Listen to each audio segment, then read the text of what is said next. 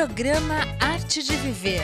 Apoio Sicom, Sindicato dos Condomínios Prediais do Litoral Paulista, a mão amiga no momento certo.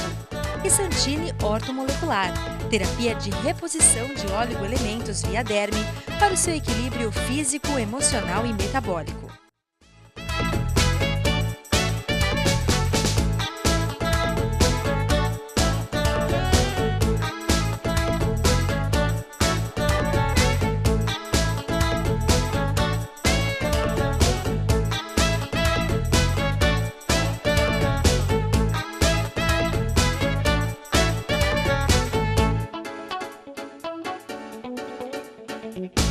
Olá, está começando mais um programa Arte de Viver e hoje, Dia das Mães, eu converso com a doutora Vanessa Alfiero da Rocha, juíza da primeira vara? Segunda vara da família, lá de São Vicente. É um prazer muito grande ter você aqui para falar desse tema tão importante, oficina de pais e filhos. Gostei muito da cartilha que você organizou em função da oficina, ainda estou lendo a dos adolescentes, mas muito bem escrita, meus parabéns. Obrigada. Conta pra gente um pouquinho, então, como é que surgiu a Oficina de Pais e Filhos? A Oficina de Pais e Filhos, ela é um programa educacional que vem sendo desenvolvido pelo Conselho Nacional de Justiça, sob a minha coordenação, e ela surgiu diante da frustração dos juízes de família em se deparar com alguns casos em que os pais, ainda que bem intencionados, acabam arrastando os filhos para o meio do conflito e nós, juízes, apenas resolvemos o conflito jurídico e não conseguimos resolver o conflito psicoemocional, né, que é aquele conflito subjacente.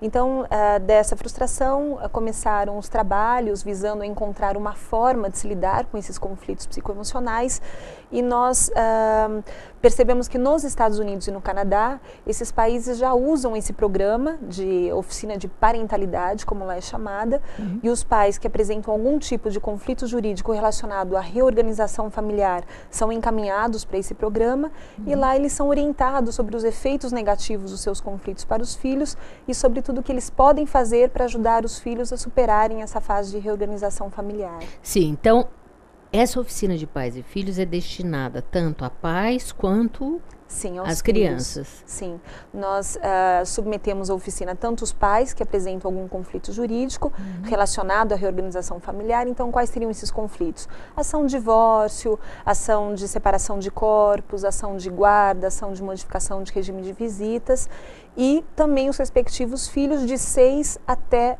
17 anos de idade. Agora, os pais são avaliados nessas oficinas? Não, o objetivo da oficina é apenas ajudar os pais, é esclarecer os pais das boas práticas parentais e, sobretudo, dos efeitos negativos que os seus conflitos geram para os seus filhos. E como é que ela funciona?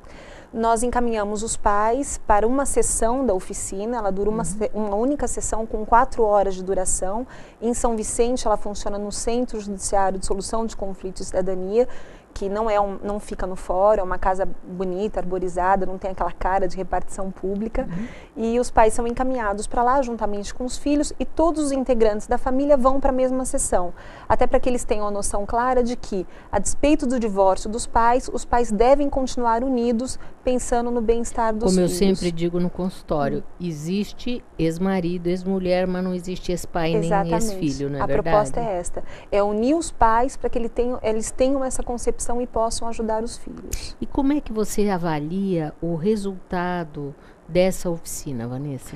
Olha, os resultados têm sido fantásticos. Na verdade, no final da oficina, todos estão extremamente emocionados, não só os pais, os filhos, os instrutores, porque tem sido muito positivo. Eles têm percebido a importância de uma conscientização maior para lidar com os filhos nesta fase. Você trouxe alguns vídeos, algumas imagens que eu gostaria, então, que nós mostrássemos, né, para os nossos telespectadores a respeito dessas oficinas. Durante a oficina, nós usamos realmente vários vídeos que foram elaborados especialmente para a oficina, e esses vídeos visam a mexer com a emoção dos pais, para que através das emoções eles percebam o quanto é importante ser pai e ser mãe na vida do filho, né? E o quanto é importante valer-se das boas práticas parentais para ajudar os filhos a superarem essa fase sem maiores traumas. Então vamos lá, roda o VT. It Looks like rain again today. Dark clouds gather and fill the sky. Don't know how to talk to you, just know how to say goodbye. He's got a driver's license! Go back where you came from! Learn to speak English! Go back where you came from!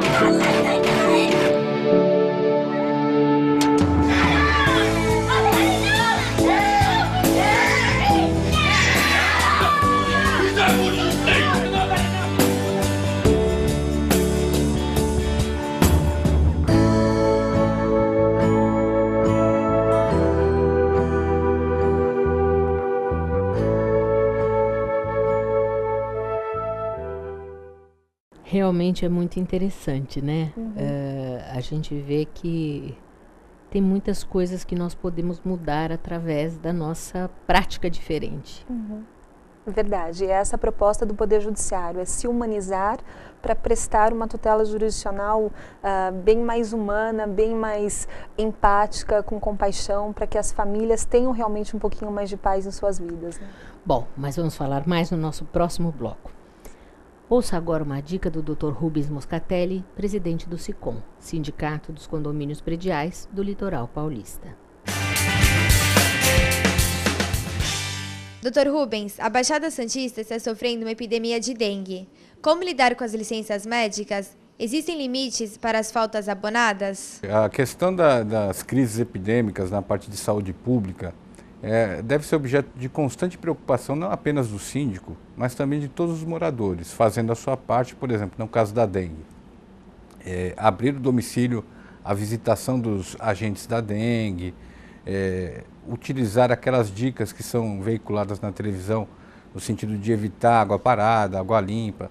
Essas coisas todas devem ser aplicadas pelos condôminos e no condomínio também. Quer dizer, ser feito uma atividade por todos os condôminos ao mesmo tempo, sendo fiscalizadores e colaboradores. Com relação, eventualmente, à ausência de trabalho, por exemplo, a falta do trabalhador em razão de algum desse tipo de doença, dengue ou outras, você tem que, primeiro, o trabalhador que vá faltar ou que falte, ele tem que comunicar, ainda que seja por telefone, a sua ausência para que o condomínio possa administrar isso dentro do edifício, ou colocando alguém para substituí-lo, ou naquele momento ficar sem aquele determinado trabalhador e com isso acumulando função com os outros. Mas o principal é que há sim um limite estabelecido pela legislação na CLT, no artigo 473, onde você tem lá uma verdadeira tabela na qual as faltas justificadas ou injustificadas poderão até acarretar a perda do direito a férias. Quer dizer, fora isso, se por exemplo as férias forem por mais de 30, a ausência for por mais de 30 dias, o trabalhador poderá ser caracterizado como abandonar o emprego. Mas o condomínio tem que sempre tomar o cuidado de se comunicar com esse trabalhador, mandar por escrito correspondências, para que ele não seja depois acusado de ter mandado embora injustamente esse trabalhador.